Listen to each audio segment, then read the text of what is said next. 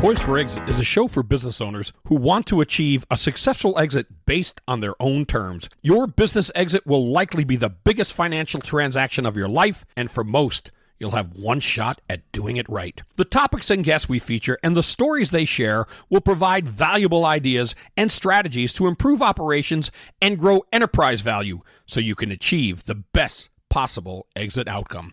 Now here's your host, award-winning certified exit planning advisor, Julie Keys. Welcome, everyone, to Poised for Exit, the exit planning podcast show.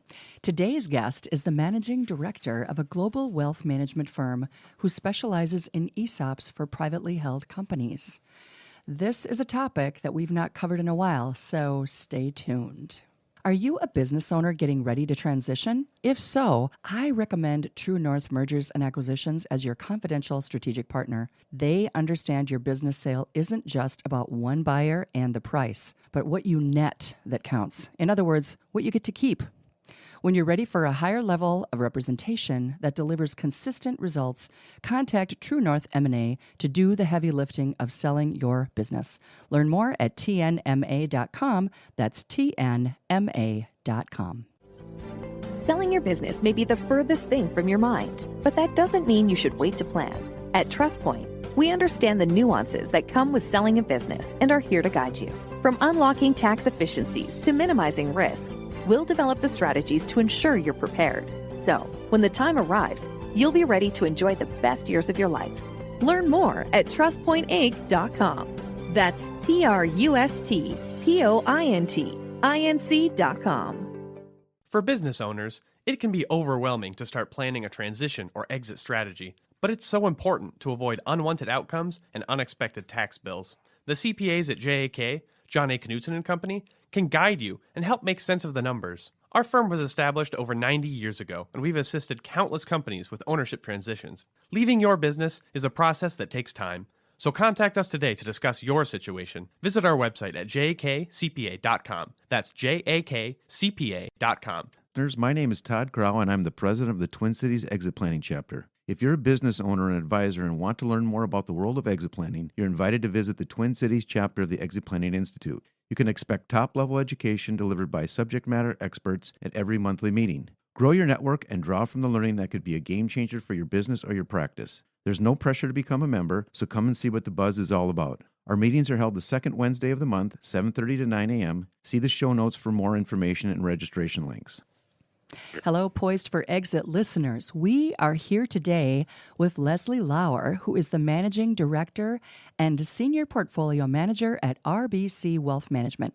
Leslie specializes in ESOPs, as I said in the opener of the show. We had not talked about this in a while on Poised for Exit, and so I'm excited to be bringing this topic for you and talking with Leslie, who is definitely someone we want to listen to. So, Leslie, welcome to Poised for Exit.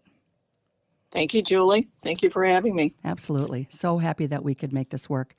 As I always do when I start out a show, I really like to just have our listeners get a little bit of context on who you are and, how did you get here? How did you become, in this position and working with business owners, especially as it relates to ESOPs? Let's hear your story.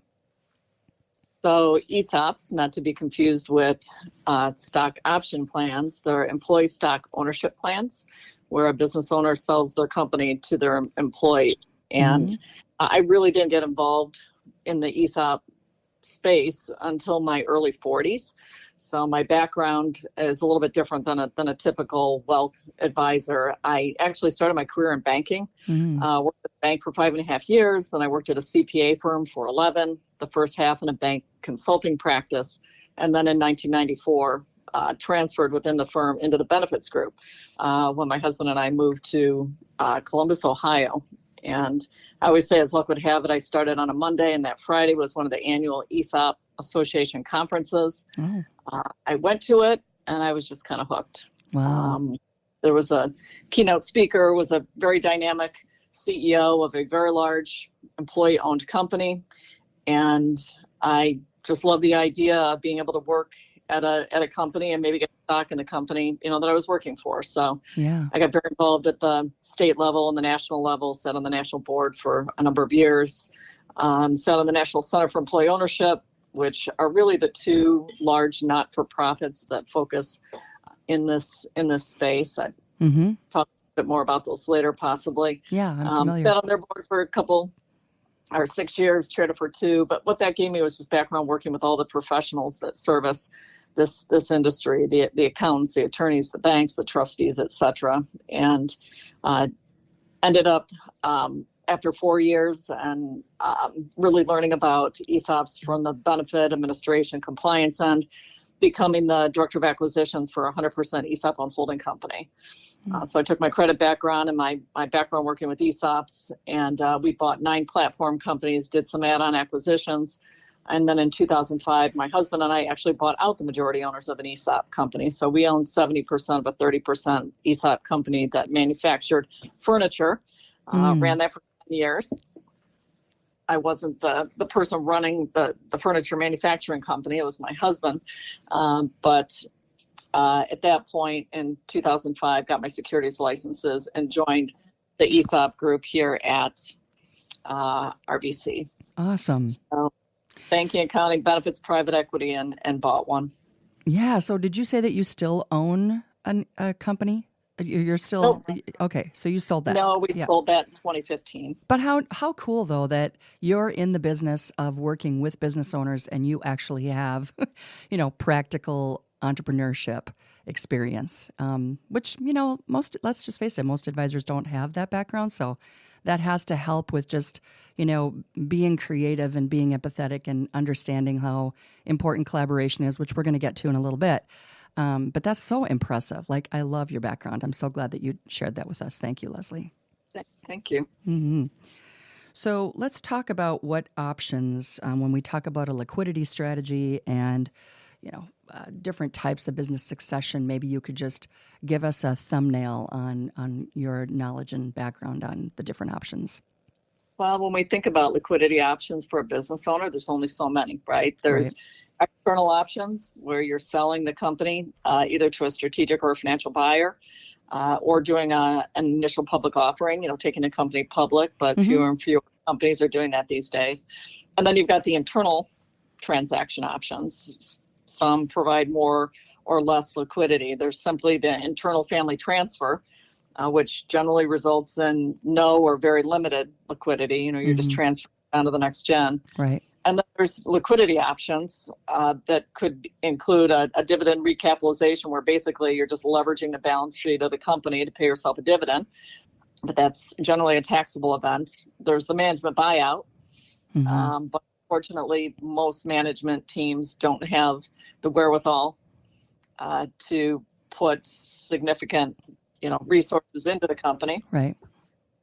And sometimes they're pretty reticent in their 40s and 50s to sign on the dotted line to take on the debt. So the management buyout has limited liquidity oftentimes, or limited feasibility. And then there's the ESOP, the employee stock ownership plan, which is obviously what we're going to spend the most of our time here today on. Mm-hmm. And it would seem to me that management buyout option that probably a lot of owners really would like to see, because they'd like to have that legacy carried forward, right? Absolutely. Yeah. Love to give them an opportunity to enjoy the fruits of their labor as well. And that's where sometimes the ESOP comes in. And if you think about pure wealth creation, sometimes the ESOP meets that objective for the management team in better way. Yeah, for sure. Yeah, especially without, the high risk, like you mentioned. So share with us, what is an ESOP, so that our listeners have an understanding of what that is? Well, an ESOP is a defined contribution plan, just like a 401k plan or a profit sharing plan. It's governed by ERISA, or the Employee Retirement Income Securities Act, that was put into place in 1974. It's regulated by both the Department of Labor and the IRS. There are regulations and compliance requirements that it needs to comply with, just like a 401k plan. But when we talk about an ESOP, we say it's 3 things. It's a transition tool where the business owner can sell 1 to 100% to the employee, so it's not an all or nothing. but it's a transition tool that generally takes a period of time. So we always say generally 4 to 6 years, depending on the company and the economic circumstances. So number one, it's a transition tool. Mm-hmm.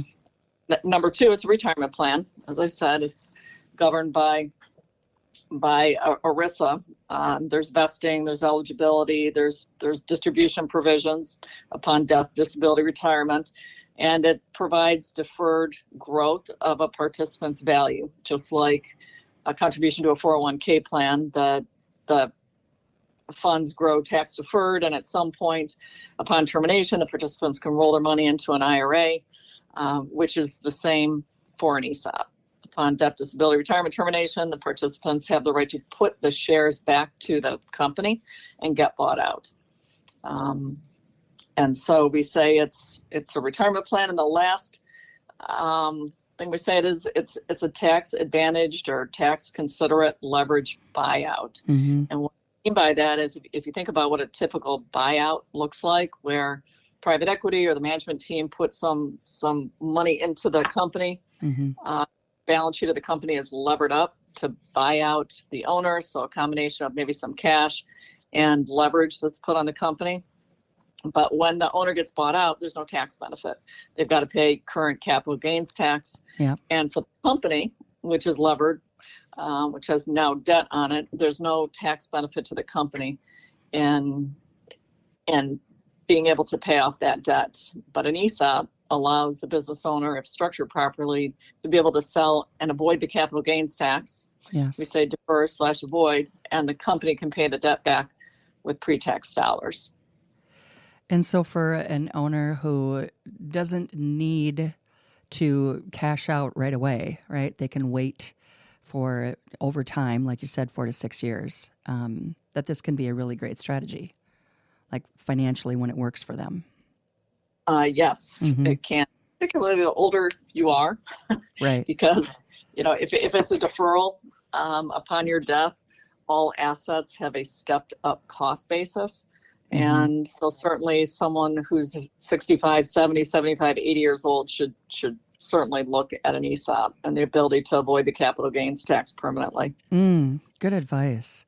I mean, let's think about the number of owners out there who are in their 70s who are still working and running their businesses and haven't really thought about this as an option. So glad we're talking about this. Let's talk about some statistics, though. I think that this is a really good thing for us to feature because I don't think that the last time we talked about this, I don't think that we discussed it. And I think for our listeners, this would be good information to have. So there's two associations, as I mentioned. There's the ESOP Association in Washington Mm-hmm. that I'm going to credit with some of these statistics. And I like several of the data points that they put out. Mm-hmm. ESOP companies have 46% longer employee tenure. Right. 80% of business leaders feel that they do better in recruiting and retaining employees. Mm-hmm. There's greater employee satisfaction and worker engagement in the business. Just on a pure numbers standpoint, the average account balance of a participant in an ESOP is $158,000.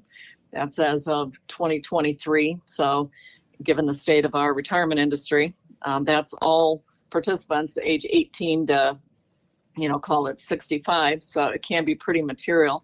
Yeah. I think the number is today 14 million in account balances for ESOP participants. So there's Okay.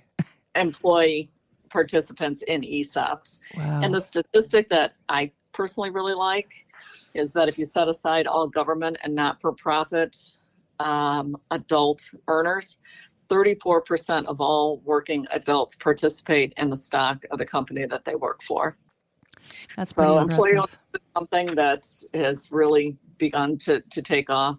It's gotten a lot more visibility as a result of some very high-profile individuals, primarily in the private equity arena, that are really focusing on ESOPs. And there's one in particular, works for a very large international private equity group. And they say that for the companies that they've invested in where there's employee ownership, their return is 600 basis points better than the average return of their other portfolio companies. Oh my gosh. Wow. Well, I mean, that That's just pretty goes cool. to show you, right? If you've got a stake in something, you're probably going to work a little harder, try a little harder, take a little bit more, I mean, heat, if you will. I don't know. I mean, it's more than a 40-hour-a-week job right? Yes. Yeah. Generally, So, yeah. well, when we think about the parties to an ESOP, let's talk about the parties, and then also let's talk about the professionals that are involved as well. Sure. So 3 parties to an ESOP: the owner, the employees, and the company. And there have to be benefits to all 3 to really make ESOPs work and be successful. Yeah. So just talking about the owner, the primary tax benefit to the owner, and this was put into the tax code back in '86. So coming up on 40 years here, thousands of business owners have taken advantage of it, and it's referred to as a Section 1042 deferral. And that's the owner's ability to defer, if not avoid, paying the capital gains tax permanently. So if you think about capital gains tax, the average state capital gains tax is about 5%. Yeah. There's a 3.8% affordable care tax that some owners are subject to, and then the federal rate right now is 20%. So you're looking at, on average, 30%. So if you sell your business for $10 million, that's $3 million. You sell it for $100 million, that's $30 million. So it can be a really significant benefit, and it's the structuring of the 1042 deferral that we've really focused on my team. But for the owner, again, they can sell 1 to 100%. One of the misnomers about an ESOP sale is I'm not going to get fair value for my company. Yeah. An ESOP pays fair value. Private equity pays fair value. So therefore, ESOP pays what private equity can pay, but with the structuring of an ESOP and things like seller note interest and principal payments and warrants. So a warrant is simply a financial instrument that gives them upside in their sale out 5, 6, 7, 8 years. So if you have an owner, or you are an owner, and good things are happening, you just hired someone, you just rolled out a new product line, etc. This is a way that you can monetize the business today and still capture some of the upside down the road. Which is on the minds of many owners, regardless of their financial position. I think because privately held business owners are many times, right, very attached to the business emotionally, right? Not just because they work there many times. Well, they don't always work there, but part of my job, obviously, as an exit planner is to try to get them to practice exit. But letting all that go is really a challenge. And so this can kind of be best of both worlds for them in a lot of ways, not just tax advantage, but also the legacy thing and taking care of their employees and, staying engaged in some fashion, maybe even as a board member. All while they remain in charge, retaining operational and board control. That's, as you said, that is really. And for the employees, it's a retirement plan. Yes. It's where they make no contribution, no investment themselves personally. It's one where all participants that are eligible participate, and shares are actually allocated to them over time. So it's a free retirement plan. And for the company, you have to be a C Corp or an S Corp to have an ESOP. So if you're an LLC or a partnership, you need to convert to a C or an S. And there's benefits to both. So real quickly, the benefit to the C corporation is that the company will get a dollar for dollar tax deduction for every dime of value it buys. So if the ESOP pays $10 million for the shares, it will get $10 million worth of tax benefits. Limited in any given year to 25% of your eligible payroll, but you will get a dollar for dollar tax benefit for the full value. The benefit for the S corporation is really powerful. If you're an S corp, think about how S corp earnings are taxed. They flow through to the owner, right? Right. And the owner pays tax at their individual tax rate. So set up an ESOP, a qualified plan, and 100% of the shares are sold into the trust. Now you've just made the company an asset of a tax-exempt trust. Earnings flow through to the trust, and because it's tax-exempt, it doesn't pay tax. So the company operates federal and state tax-free. Wow. Today in America, there are roughly 4,000 100% ESOP-owned companies paying zero federal and state tax. Wow. So we always say the holy grail of an ESOP transaction is one where company starts as a C, the business owner sells 100% of their shares into the trust, and the company converts to an S corp the next day, and the company operates federal and state tax-free. So the government put that benefit in place, that structure in place in 1998. So, for 26 years now, going on 27, corps have had the ability to have ESOPs, and they use all of that tax savings to first pay off the debt that was taken on to buy out the owner, but then to pay benefits, grow the business, etc. So why are more companies not taking advantage of this opportunity?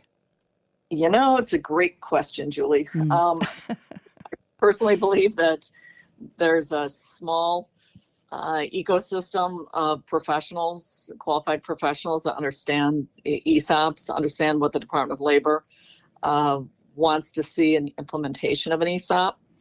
And I think it's just bandwidth, and it's a lack of knowledge. So again, thank you for having me on this, on your podcast.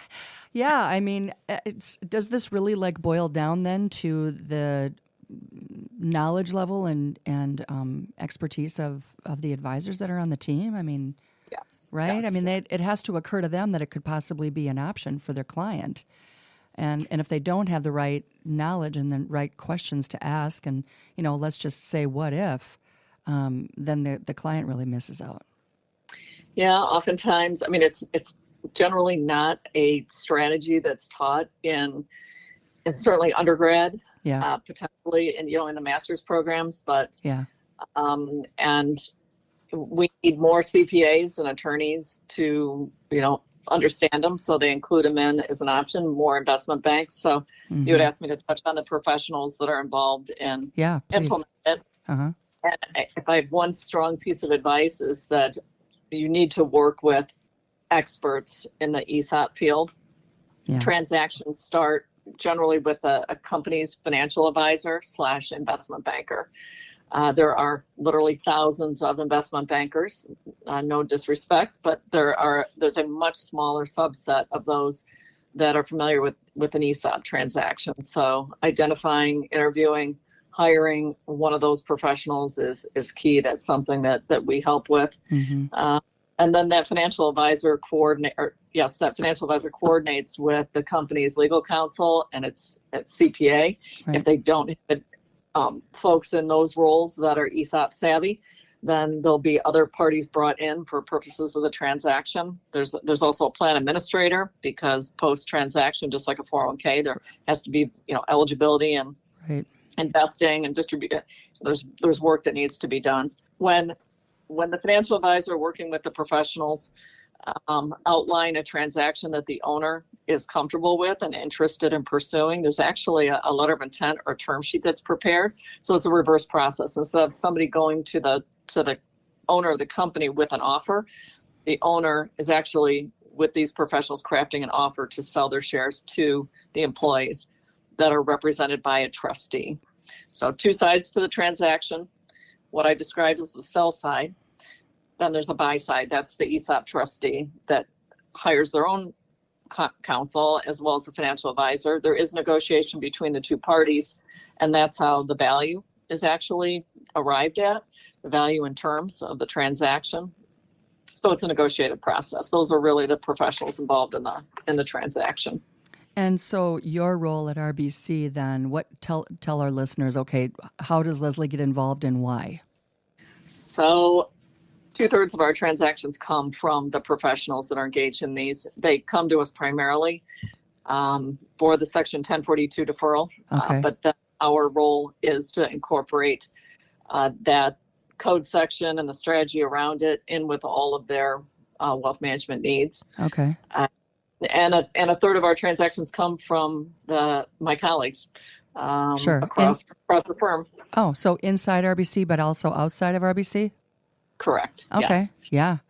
Well, So- I mean, you've been around a long time, and you and I know each other through the Exit Planning Institute. I know you're a faculty member like I am, and it's really important that advisors understand that, okay, we know enough to know that we don't know, and that we need people like Leslie Lauer to say, hey, here's my situation with my client. Do you think that this is, a possible candidate? And I know that you're willing to jump on a call, right? Absolutely. To discuss. Yeah. So Yep. Maybe that would be our last point then. What are some next steps? Because we have a lot of advisors who listen to this show too, not just business owners. So if you're an advisor out there and you're working with a lot of business owner clients and you've got some that, maybe they could be an ESOP candidate, what would be a next step for them? Well, I'd say feel free to use this as a resource to speak with other owners in your area, either in your business or your industry. I would also encourage you to, if you don't know whether your bank, your law firm, your CPA firm has ESOP expertise, also feel free to reach out. Oftentimes in large organizations, right hand doesn't know always what the other capabilities are. Right. And then I would say that there's these two associations, particularly the National Center for Employee Ownership. So nceo.org has a book on every aspect of an ESOP. So ESOP 101, right to assembling a board, compensation and benefits, administration, etc. So they could be a tremendous resource. And the last thing I would say is ESOPs can be a really useful estate planning tool. And that's an area that we've spent a considerable amount of time on through the years, helping business owners not only see the ESOP as a viable succession liquidity strategy, but also as a really advantageous piece of their overall estate plan. Yeah, that's a really good point. And we've reached the end of our time together. Unfortunately, there's so many more things I wanted to talk with you about. So we're just going to have a part 2, Leslie. That'd be awesome. Yeah, for sure. Thanks so much, everyone, for joining us. And thank you, Leslie, for sharing your expertise with our audience.